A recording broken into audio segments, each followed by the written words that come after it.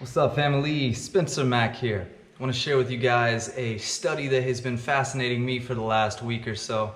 Most of us have become educated on the power of the circadian rhythm, and the main driver of that is the light cycle, how the light triggers our internal clock, and that clock sets the rhythms of all of our body's physiological functions. So lighting can really throw off the orchestra that is our body.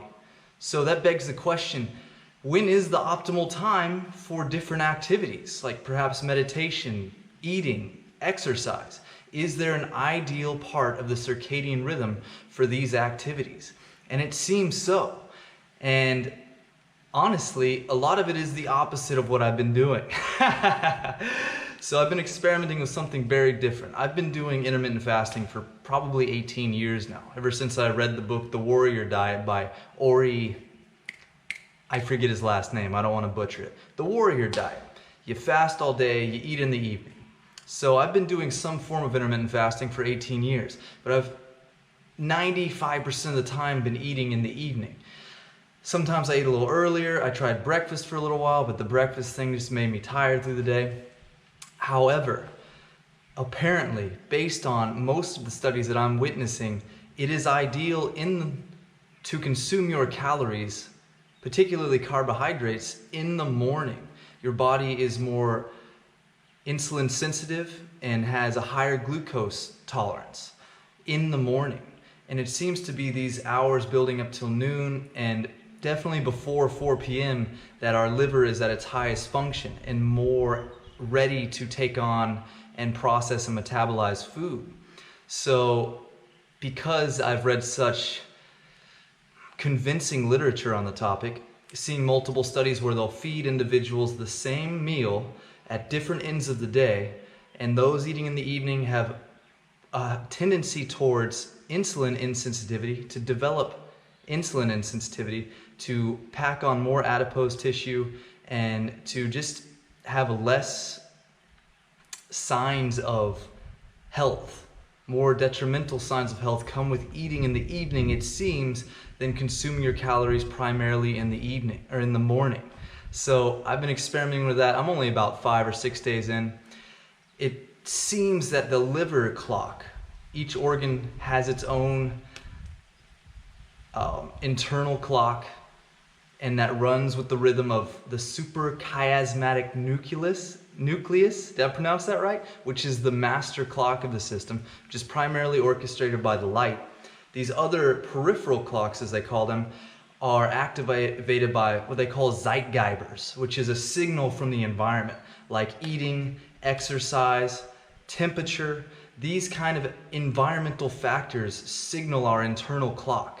And apparently the liver is one of the most adaptable organs because it can shift its clock completely within 3 days. It takes the heart and the lungs seemingly about a week to catch on. So I'm almost a week into this experiment, and then I'll feel like my whole body's into the pattern.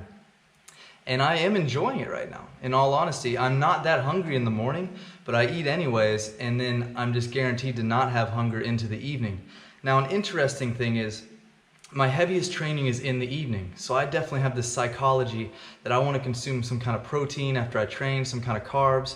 But what I'm basically doing, what my experiment is now, which seemingly really boosts my AMPK, my autophagy, by training pretty much fasted, haven't eaten 4 hours or so, training in the evening, and then going to sleep on an empty stomach.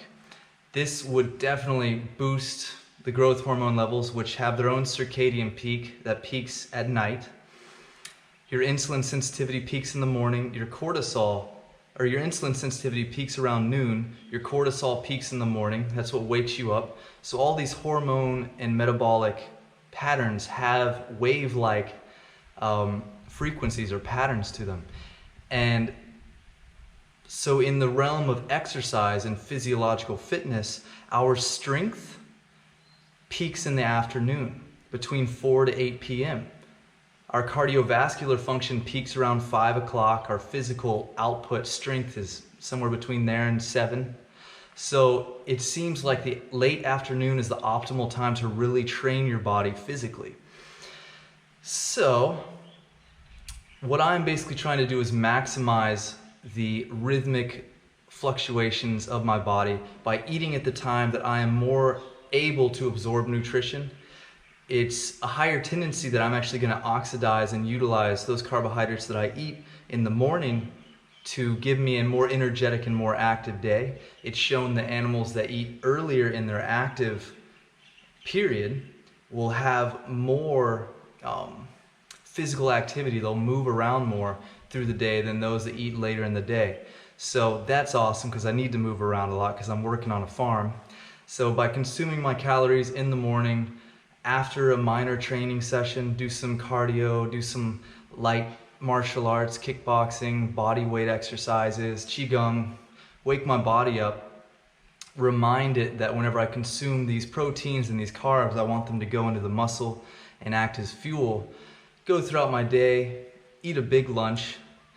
I'm shooting for around 120 to 150 grams of protein and experimenting with oscillating my carbohydrates and then fasting for the rest of the afternoon into the evening. Training heavy in the evening triggers that autophagy, that cellular cleansing, and going into bed, going into sleep. Now that's where my question is really. Is sleep more catabolic or anabolic? Now, I have seen studies showing that we do grow faster while we're asleep, which makes sense. So the question is, do we really need protein right before we go to sleep to accelerate that anabolism? There are studies demonstrating when you consume protein before you go to sleep, you have a higher rate of protein synthesis. Of course.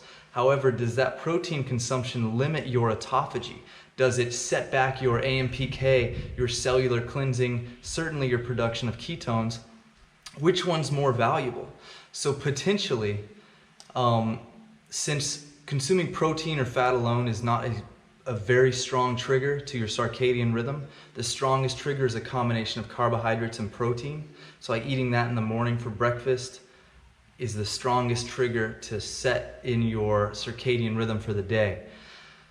So potentially I will oscillate my consumption of protein in the evening. Some evenings I will try protein before I go to sleep, other evenings I won't. So some evenings I'll really be going into autophagy, really cleaning house, a good 16-hour fast, wake up, I'm already 12 hours fasted or more, 14 hours fasted, and then do some training, really deep house cleaning, and then eat some food.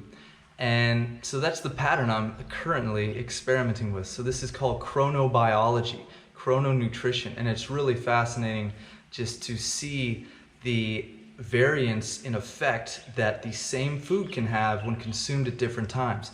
Now there's also a fascinating study where they took rodents and they moved around their meal times and their times of exercise. And whenever they had their meal before their exercise, they actually got more fat loss and more lean tissue growth. So that's an awesome sign supporting me to want to do this. Eat early, train late, go to sleep empty, experiment.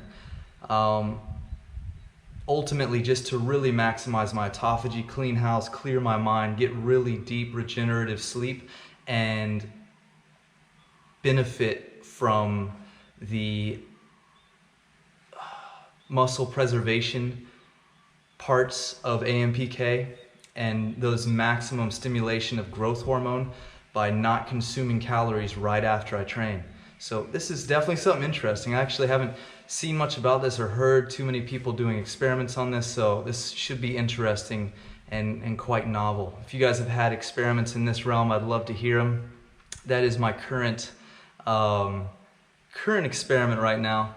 Really feeling good energy on this. My sleep is a lot deeper and I'm starting to wake up earlier and feel more ready to act.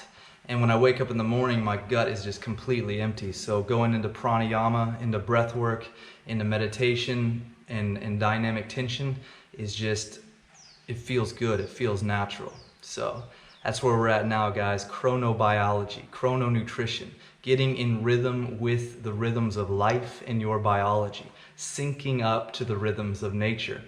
Once again, I'm going to get some more of the blue blocker glasses because my chronic habit of reading studies before I go to sleep is definitely not ideal for the production of melatonin and the depth of my sleep. really getting into the slow wave sleep is where we want to get. That's even deeper than REM. Into slow wave sleep is where we regenerate. So we'll see how all of this stacks up and affects my sleep in the long run. It'd be nice if I had a sleep tracker, like an Oura Ring or something like that. Don't have one of those right now, so it's all based on my perceptions. However, we'll see how that goes.